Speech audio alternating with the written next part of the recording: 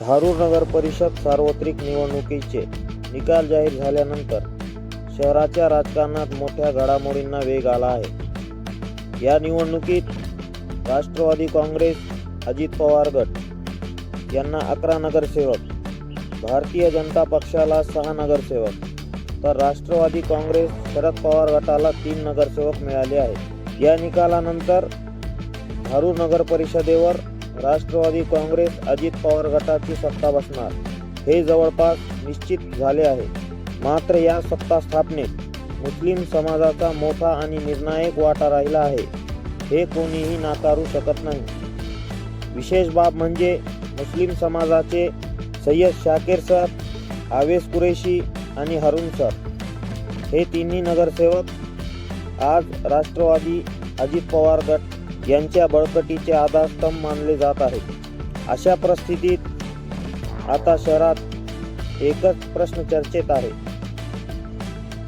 या तिघांपैकी उपनगराध्यक्षपद कोणाला मिळणार? उपनगराध्यक्षपद हे केवळ औपचारिक पद नसून नगर परिषदेच्या कारभारात महत्त्वाची भूमिका बजावणारे पद आहे।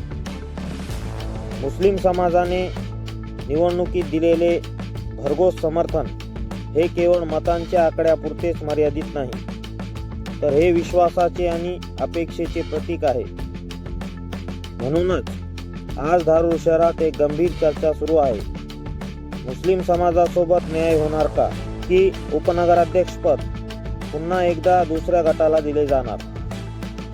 जर उपनगराध्यक्षपद या तिघांपैकी एखाद्या नगरसेवकाला मिळाले तर तो निर्णय सामाजिक समतोल राखणारा ठरेल असा नागरिकांचा मतप्रवाह आहे। परंतु जर मुस्लिम समाजाला डावलले गेले तर त्याचे राजकीय आणि सामाजिक पडसाद भविष्यात उमटू शकतात। लोकशाहीत सत्ता ही केवळ जिंकण्यासाठी नसते, तर सर्व समाजाला सोबत घेऊन चालण्यासाठी असते।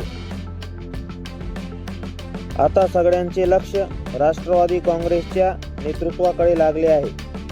नेतृत्व मुस्लिम समाजाच्या योगदानाची दखल घेणार का, की राजकीय गणितेच या निर्णयावर प्रभाव टाकणार? या प्रश्नांची उत्तरे लवकरच उपनगराध्यक्ष निवडीतून समोर येणार आहेत। धारूर शहरात सध्या या विषयावर राजकीय वर्तुळासह सामान्य नागरिकांमध्येही चर्चेला उधाण आले आहे।